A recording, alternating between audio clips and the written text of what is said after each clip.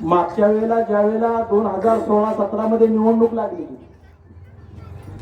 आणि त्या निवडणुकीमध्ये आम्ही आपल्याला आव्हान केलं होतं की आपण आपल्या पार्टीच्या मागे आपली शक्ती उभा केली पाहिजे आणि या अण्णाभाऊ साठे नगरचा जो विकास आहे, रस्त्याचा असेल, पाण्याचा असेल, गटरीचा असेल, लाईटचा असेल, या सर्व प्रश्नाची सोडवणूक करण्यासाठी म्हणून तुमची शक्ती आमच्या पाठीशी उभा करा अशा प्रकारचं आव्हान केलं होतं. त्या आव्हानाला आपण प्रतिसाद दिला. या मावळ शहराचा आद्यवार भाग म्हणून क्रांतीनगर असेल, अण्णाभाऊ साठे नगर असेल, हे दोन भाग हे असे आहेत या मावळ शहराचे की मावळ शहराच्या नंतर हे वसलेले भाग आहेत क्रांतीनगर आणि अण्णाभाऊ साठे नगर.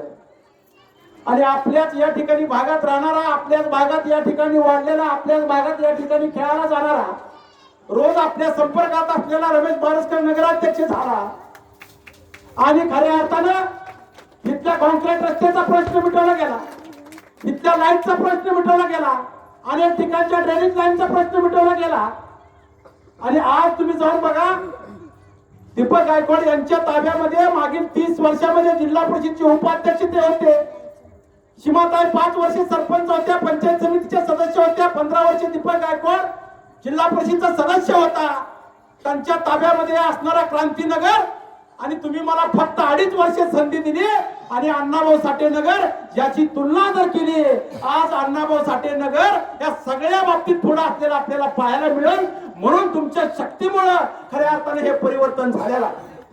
आणि हे परिवर्तन करत असताना मला आवर्जून आपल्याला या ठिकाणी सांगायचं आहे की आपला आठवडा बाजार या ठिकाणी मार्केट यार्डामध्ये नेण्याचा प्रयत्न माझे आमदार राजेश पाटील यांनी केला. त्याला तशाच तसं उत्तर दिलं आणि खऱ्या अर्थानं आपला बाजार 100 वर्ष झाले इथं भरतोय आणि हा आठवडा बाजार या आठवडा बाजार मध्येच भरला पाहिजे अशा प्रकारची भीष्म प्रतीक्षा केली आणि आपला बाजार आंगरकराच्या घशातनं आणला आणि या ठिकाणी भरवला गेला. आठवडा बाजार तुमची आमची शान आहे. प्रत्येकाला आठवड्यात 1 दिवस या ठिकाणी जसं आपल्याला दररोज स्टँडवर जावं लागते, तसं मावळ शहरातल्या लोकांना या ठिकाणी आपल्या भागात आपल्या बाजारामध्ये यावं लागतंय. त्यामुळे खऱ्या अर्थानं आपला आठवडा बाजार हल्ला नाही पाहिजे अशा प्रकारची भूमिका रमेश बारसकर यांनी घेतली. मला या भागातल्या लोकांना आवर्जून सांगायचं, तुम्ही माझ्यावर विश्वास दाखवला. नगरपालिकेची निवडणूक झाली आणि मी या ठिकाणी सगळं सोडून दिलं. मला कुणी मदत केली, मला कुणी विरोध केला, कुणी मला सहकार्य केलं मला माहित नाही, पण या भागातल्या लोकांना घरकुल मिळालं पाहिजे. आणि 198 घरकुल पहिल्याच मीटिंग मध्ये, ज्या सोलापूर जिल्ह्यामध्ये 452 घरकुल मंजूर झाली रमायची, त्यातली 198 घरकुल या ठिकाणी आपल्या भागात मंजूर करण्याचा मला या ठिकाणी योग आला. आणि खऱ्या अर्थानं माझ्या हातमध्ये सत्कार्य घडलं. 198 पैकी 130 घरकुल जर कुठं मंजूर झाली असतील तर आपल्या अण्णाभाऊ साठे नगर मध्ये 130 घरकुल मंजूर झाली. बाकीचे 50 घरकुल कुठं मंजूर झाले तर आपल्या आठवडा बाजार मध्ये 50 घरकुल मंजूर झाले. म्हणजे जवळजवळ 180 घरकुल मंजूर करण्याचं काम या ठिकाणी तुमच्या सगळ्यांच्या आशीर्वादाने खऱ्या अर्थानं झालेलं आहे. फक्त रमाई घरकुल मंजूर करून या ठिकाणी आपण थांबलेलो नाही.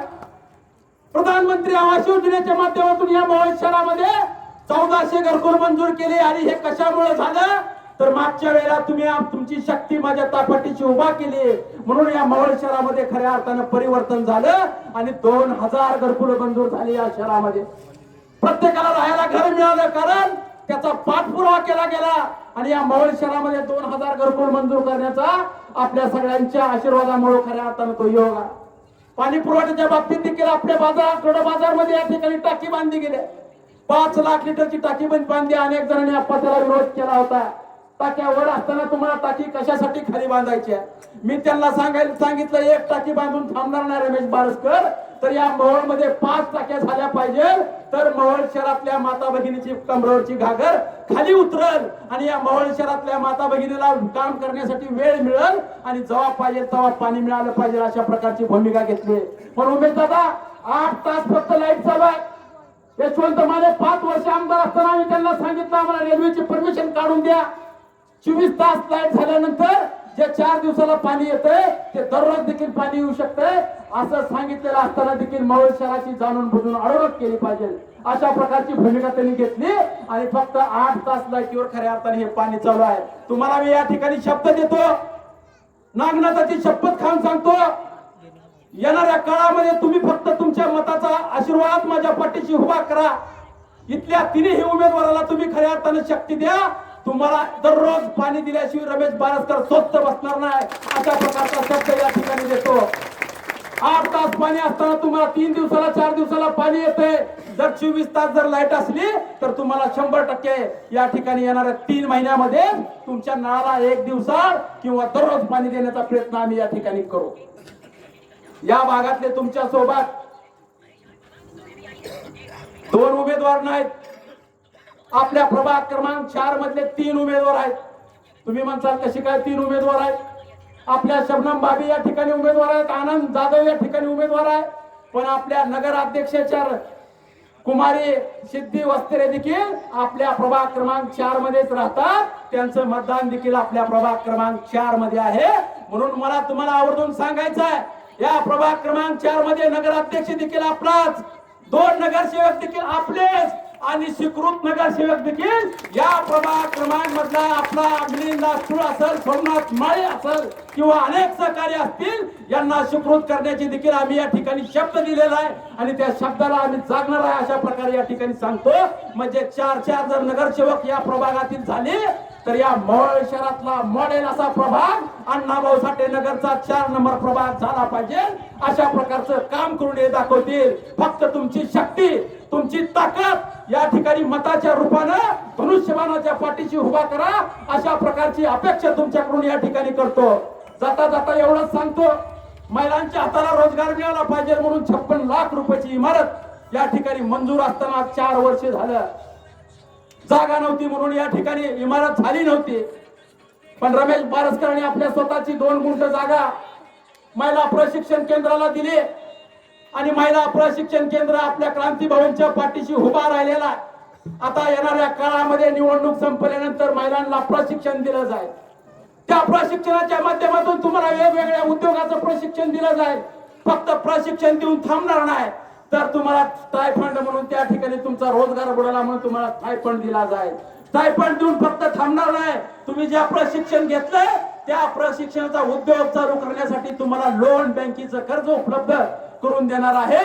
म्हणून आपल्या या तरुण मित्रांना मी या ठिकाणी सांगू इच्छितो, अनगरकरांनी गेल्या 15, 20, 30 वर्षामध्ये क्रीडा संकुलाचा प्रश्न रखडत ठेवला, पण या ठिकाणी याच प्रभागामध्ये क्रीडा संकुलन होणार आहे. मला आवर्जून या ठिकाणी उल्लेख करायचा, आपल्या कॉलनीची जागा 34 एकर असलेली जागा, तिथं 15 एकरावर क्रीडा संकुलन आदरणीय एकनाथभाई शिंदे आणि राजाभाऊ खरे यांच्या मार्फत आपण त्या ठिकाणी आरक्षण टाकलेलं आहे. आणि आपल्या मोहोळ शहरामधले, मोहोळ तालुक्यातली सर्व तरुण कार्यकर्ते, तरुण खेळाडू आपल्याच प्रभागामध्ये या ठिकाणी क्रीडा संकुलनामध्ये येणार आहेत. अशा अनेक प्रकारचा विकास करण्याची जबाबदारी आम्ही तुमची घेतो. फक्त कितीही पैसे वाटू द्या, कितीही तुमच्या ठिकाणी तुम्हाला या ठिकाणी लुडबुड करू द्या, सगळ्याच घ्या, पण मतदान फक्त धनुष्यबाणाला करा आणि त्यांना घरी बसवा, अशा प्रकारची अपेक्षा आपल्याकडून या ठिकाणी करतो व या ठिकाणी थांबतो. जय हिंद, जय महाराष्ट्र.